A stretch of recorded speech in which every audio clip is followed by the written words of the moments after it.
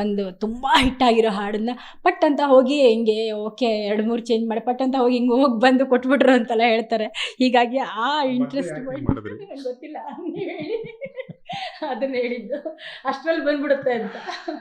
ಏನೋ ನಮ್ಮ ಮರ್ಯಾದೆ ನಮ್ಮ ಮನೇಲಿ ಮಾತ್ರ ಹೋಗುತ್ತೆ ಅಂದ್ಕೊಂಡೆ, ನೀವು ರಾಜ್ಯದ ಮುಂದೆನೇ ತೆಗೆದ್ಬಿಟ್ರಿ. ಅದು ನನ್ನ ತಂಡದವ್ರು ಹೇಳ್ತಿರ್ತಾರೆ, ಒಂದು ಸ್ವಲ್ಪ ಬಿಲ್ಡಪ್ಪಲ್ಲಿ ಬರೀರಿ, ಅಷ್ಟು ಬೇಗ ಬರೀಬೇಡಿ, ಅದಕ್ಕೊಂದು ಮರ್ಯಾದೆ ಇದೆ, ಕಾಸು ಬೇರೆ ಕೊಡ್ತಾರೆ ನಿಮಗೆ. ಸತಿ ಈ ನಿರ್ಮಾಪಕರು, ಇಡೀ ತಂಡದವರು, ಇಲ್ಲ ನಿರ್ದೇಶಕರು ಪ್ರೆಷರ್ಗಳು ಹೆಂಗಿರುತ್ತೆ ಅಂತ ನಾನೊಬ್ಬ ಸಿನಿಮಾದವನಾಗಿ ನನಗೆ ಗೊತ್ತು. ಈ ನಾಳೆ ಶೂಟಿಂಗು, ನಾಡಿದ್ದು ಶೂಟಿಂಗು, ಈ ಥರದವು ಬರ್ತಾ ಇರ್ತವೆ. ಎಷ್ಟೋ ಸತಿ ಮಧ್ಯರಾತ್ರಿ ಎದ್ದು ಬರ್ದಿರೋದು ಇದು, ಬೆಳಿಗ್ಗೆ ಶೂಟಿಂಗು. ಇದು ಆ ಥರದ್ದಲ್ಲ, ಇದು ವೆಲ್ ಪ್ರಿಪೇರ್ಡ್ ಟೀಮ್ ಆಗಿದ್ದರಿಂದ.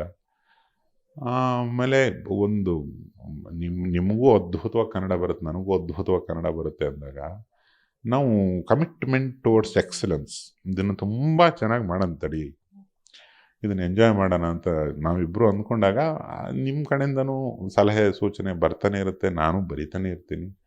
ಆ ಥರದ್ದು ವಿಶೇಷ ಮಜಗಳು ಹಲವಾರು ತೊಗೊಂಡಿದ್ದೀವಿ ಈ ಸಿನಿಮಾದಲ್ಲಿ. ಈ ಶೃಂಗಾರದ ಪದಗಳು ಹೆಚ್ಚಿಗೆ ಬೇಕು ಅಂತಲೇ ಬಂದಿರೋದಾ ಹೆಂಗೆ ಅದು? ಇಲ್ಲ ನಾನು ಪದಗಳಲ್ಲಿ ಶೃಂಗಾರ ಹೇಳ್ತೀರಿ, ಶೃಂಗಾರದ ಪದಗಳು ಅಲ್ಲ. ಶೃಂಗಾರ ಅದು ರೊಮ್ಯಾಂಟಿಕ್ ಮೂಡನ್ನು ಕ್ರಿಯೇಟ್ ಮಾಡೋದು, ಅದು ಯಾವತ್ತಿಗೂ ಮಜಾ ಕೊಡೋವಂಥದ್ದು, ಯಾವತ್ತಿಗೂ ಸುಖ ಕೊಡೋವಂಥದ್ದು ಕಿವಿಗೆ, ಕೇಳುಗನಿಗೆ. ಹುಡುಗ ಇರಬಹುದು, ಹುಡುಗಿ ಇರಬಹುದು. ಆಮೇಲೆ ನಮ್ಮ ನಿಮ್ಮ ಎಲ್ಲರ ಹುಟ್ಟಿಗೂ ಕಾರಣ ಶೃಂಗಾರವೇ.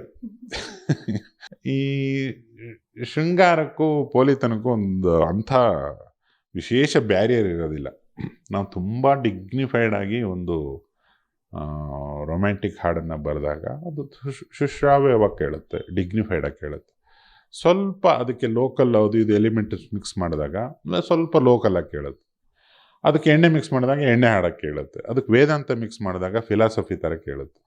ಒಟ್ಟೊಂದು ಬೇಸಿಕ್ ಡಿಗ್ನಿಟಿ ಜೊತೆಗೆ ಏನನ್ನೇ ನಾವು ಪ್ರಯತ್ನ ಪಟ್ಟರು ಕೇಳುಗನಿಗೆ ಅದು ಕನೆಕ್ಟ್ ಆಗೇ ಆಗುತ್ತೆ. ಅಂದರೆ ಕೇಳುಗನಿಗೆ ಅವನ ಕಿವಿ ಒಳಗಡೆ ಹೋಗಿ ಇದು ಕೂತ್ಕೊಂಡ್ಬಿಡ್ಬೇಕು, ಅವನು ನಗಬೇಕು, ಅವನು ಅಳಬೇಕು, ಅವನು ಮತ್ತೆ ಮತ್ತೆ ಇದನ್ನು ಗುನುಗಬೇಕು ಅನ್ನೋ ಒಂದು ಕಂಡೀಷನ್ ಹಾಕ್ಕೊಂಡೇ ಕೂತ್ಕೋಬೇಕು. ನೀವು ಬರಿಬೋದು ಅವಾಗ.